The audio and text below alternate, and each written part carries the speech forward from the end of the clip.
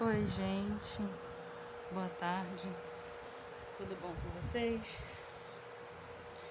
Eu hoje vou tentar conversar um pouquinho com vocês e falar um pouquinho sobre a minha recontaminação do Covid, tá? Mas deixa eu tirar essa máscara aqui que parece que dá mais falta de ar ainda.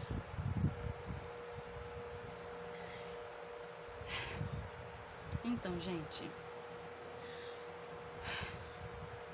eu vou tentar falar até onde der, porque hoje meu coração ele acelerou um pouco, ele deu uma acelerada, eu tive que deitar um pouco e ficar ali um pouquinho esperando o coração normalizar, mas isso aí é do Covid. O coração acelera mesmo, tem hora que dá leve tontura, sensação de desmaio, então é do Covid mesmo. Mas eu quero contar para vocês hoje sobre a minha recontaminação. Só que antes eu quero deixar uma palavra para a meditação da gente, não só para vocês como também para minha. Porque primeiro vem para mim, primeiro Deus fala comigo e depois eu passo. Primeiro vem para mim, então é pra gente, né? Então, a palavra que eu quero ler, ela tá no livro de Joel, capítulo 13. Capítulo 13 não, peraí, gente. Capítulo 3, versículo 14. Que diz assim a palavra do nosso Deus, olha: multidões, multidões no vale da decisão, porque o dia do Senhor está perto, no vale da decisão. O sol e a lua se enegrecerão, ou seja, se escurecerão, e as estrelas retirarão o seu resplendor, ou seja, o seu brilho. E o Senhor bradará de Sião, e dará a sua voz de Jerusalém, e os céus e a terra tremerão, mas o Senhor será refúgio do seu povo e a fortaleza dos filhos de Israel. O que eu quero dizer com essa palavra aqui? Verdadeiramente, o Senhor, Ele tem sido meu refúgio nesses dias de angústia. Só o Senhor para me sustentar, e Ele tem sido o meu apoio, o meu refúgio, Ele tem sido tudo para mim. Sem o Senhor, eu confesso para vocês que eu não seria nada. Eu não sou nada, eu não seria não. Eu não sou. E eu vou passar para vocês aqui um trecho, só um trecho, porque eu tenho um vídeo, como eu falei com vocês no outro aí, eu tenho um vídeo que esse vídeo eu conto mais detalhadamente tudo que eu passei desde a primeira vez. Aí eu vou pegar e vou botar esse para vocês depois. Mas a princípio eu vou falar agora sobre a recontaminação. Porque muita gente não acredita nem na primeira contaminação, não acredita no Covid. Quem dirá na segunda? Tem gente que nem na primeira bota fé e acha que não vai pegar, pensa assim: ah, eu sou da doideira mesmo, eu não pego isso não. Vai pensando assim, que você não pega isso não, tá? Eu quero confessar para vocês que eu fui num determinado hospital, que não me convém, não é ético eu falar o nome desse hospital aqui agora, até porque aqui é uma rede social e não é ético falar. Mas eu fui em um hospital que eu quero dizer para vocês que a minha vontade foi, quando eu entrei naquela porta, que eu abri aquela porta que eu entrei, gente, a minha vontade foi voltar para trás. A minha vontade foi sair correndo daquele lugar. Nesse hospital que eu fui ali para poder bater uma TC, para poder saber se o pulmão tinha sido comprometido. E, gente, infelizmente, meu pulmão foi comprometido, ele foi comprometido sim, só que, assim como Deus me curou anteriormente, o mesmo Deus que me curou antes, o mesmo Deus que limpou meu pulmão ontem, antes disso tudo acontecer, antes, lá no começo, lá em novembro para dezembro, esse mesmo Deus, ele vai me curar de novo. Esse mesmo Deus, eu tenho certeza que ele vai limpar o meu pulmão de novo. Para mim não me interessa o que está acontecendo com o meu corpo. Meu pulmão pode ter sido comprometido novamente, porque já foi comprometido da primeira, eu quase morri. E agora ele foi comprometido de novo. Mas eu não estou preocupada com isso. Não estou preocupada com isso, porque quem me guarda, quem me sustenta respirando, quem soprou em mim o fôlego da vida e continua soprando até agora, não dorme. Quem me guarda não dorme. Então eu não estou preocupada com isso, com que o meu pulmão está comprometido. Não estou. Porque o mesmo Deus que me curou, ele tem o poder para curar de novo. O mesmo Deus que limpou meu pulmão da primeira vez, ele vai limpar de novo. Eu tenho fé, eu acredito nele, eu sei em quem eu tenho crido. Eu sei em quem eu tenho crido. E, gente, eu entrei na porta daquele hospital para poder pegar e bater essa TC, certo? E eu confesso para vocês que ali dentro daquele hospital eu passei por experiência, sabe? Eu vi coisa que mexeu com as minhas estruturas. Eu vi coisa que eu nunca vou esquecer na minha vida. Eu nunca vou esquecer na minha vida. E eu vou falar para vocês aqui experiência minha, coisa que eu vivi. Não foi ninguém que me contou. Eu vivi isso. E, gente, como que eu vou explicar? É tenebroso, é aterrorizante você entrar em um determinado setor, que é o setor que eu tive que entrar, que é o setor de Covid.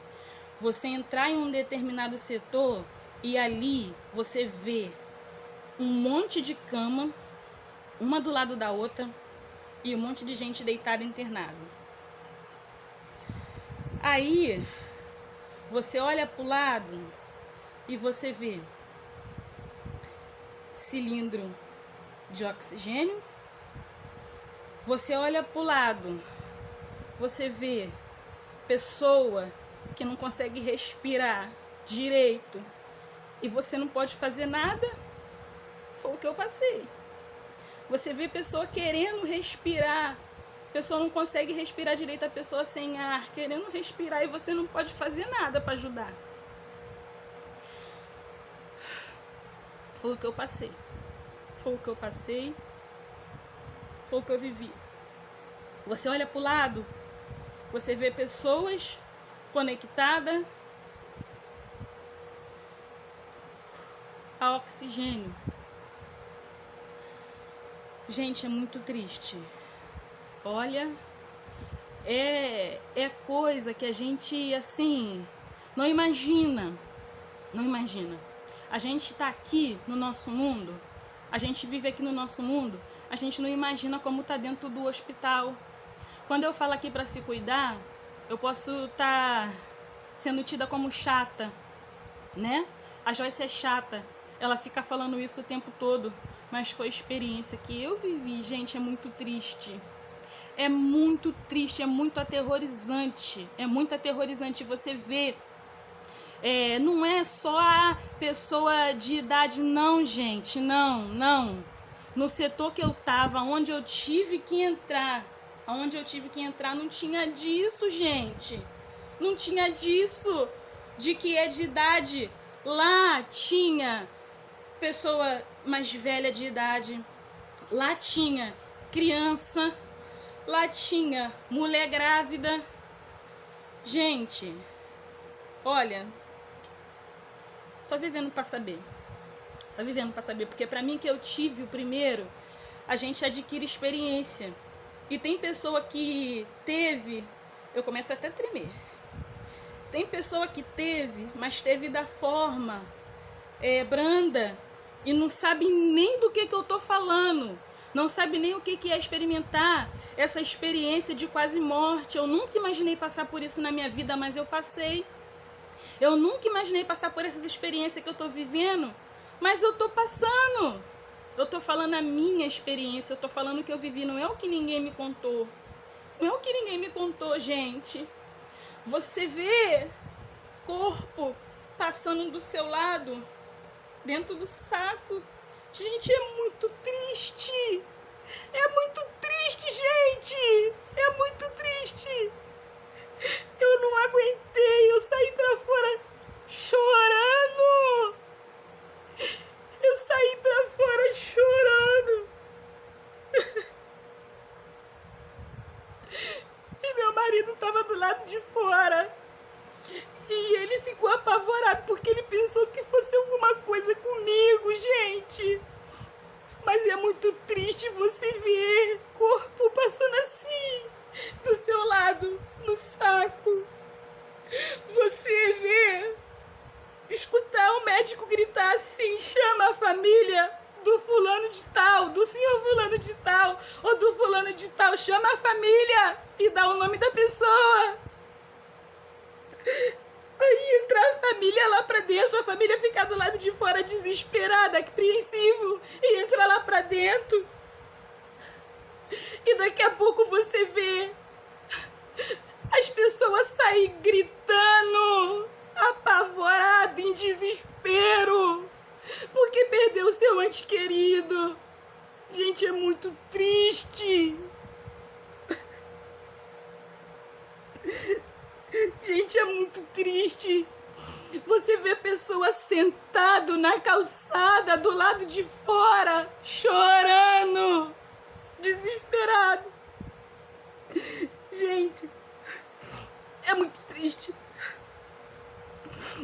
Meu marido que estava do lado de fora, que eu que entrei, ele ficou do lado de fora, ele que estava do lado de fora. Ele disse que toda hora entrava e saía carro de funerária. Tinha carro que às vezes era tipo adaptado. Gente, ai meu Deus, gente, é muito triste, é muito triste. A gente tá aqui no nosso mundo, a gente não imagina o que tá acontecendo dentro do hospital. O que os profissionais da saúde têm enfrentado. E tem os que são chamados no setor de Covid e não quer ir. Fala que não vai. Eu escutei isso lá. Fulano de tal falou que no Covid não vem.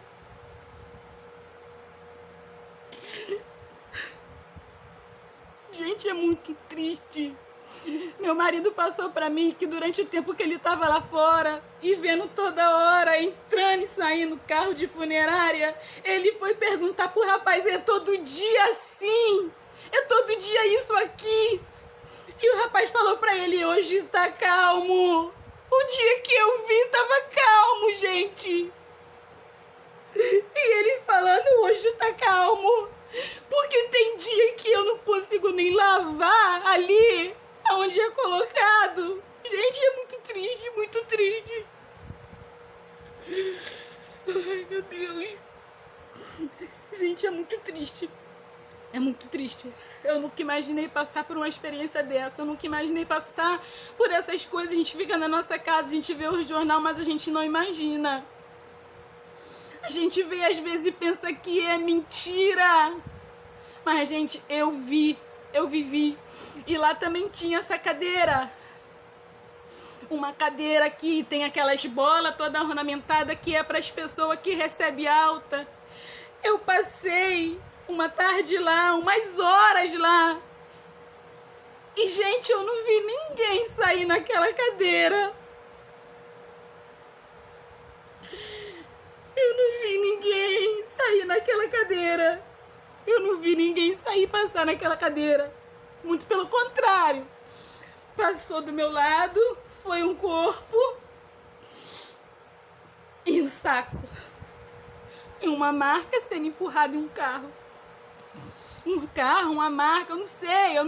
Eu sei que passou assim, um corpo.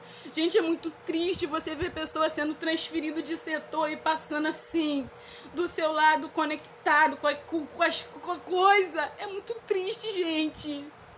É muito triste. Você não pode fazer nada, só orar. E era o que eu ficava fazendo lá dentro, orando, pedindo, intercedendo a Deus pela vida das pessoas. Você vê médico chegar perto de filho que estava ali com a sua mãe e falar, ó, O pulmão dela tá 50% comprometido. O pulmão dela tá não sei quanto mais lá comprometido. A gente tem que ficar aqui, tem que observar, tem que analisar, não pode liberar para ir embora. E eu cheguei aqui, eu deitei aqui e fiquei agradecendo Deus. Muito obrigado por eu estar na minha casa. Muito obrigado por eu estar aqui. Muito obrigado por eu ter conseguido vir embora, estar na minha casa e tô aqui deitada na minha casa. Mas tem aquelas pessoas que estão lá que não conseguiram ir embora, que ficaram internados, ficaram presos. E, gente, a gente não sabe a hora que Deus escolhe para levar ninguém. Tem pessoas ali que entrou e que não vai sair. Não vai sair. Então, gente, não jogue com a sua vida, se cuide. Eu posso estar sendo chata, mas eu falo por amor, por aqueles que eu amo, a minha família, meus amigos, todos aqueles que eu amo. Gente, se cuida. Se cuida, porque não tá fácil. Procura Jesus. Mais uma vez eu vou falar, não me canso. A minha fala vai ser sempre essa. Procura Jesus para sua vida, porque com Jesus tá difícil. Imagina sem Ele, gente. Imagina sem Ele, tá? Que vocês venham ficar com esse vídeo. Graças a Deus eu consegui falar. Eu agradeço a Deus por eu ter conseguido falar, porque como eu disse para vocês hoje, meu coração tava um pouco acelerado. E quando ele fica assim, quando o coração acelera, fica acelerado, a gente tem que deitar um pouco ali, tem que ficar deitado e tem que esperar, relaxar com o olho fechado, esperar o coração normalizar.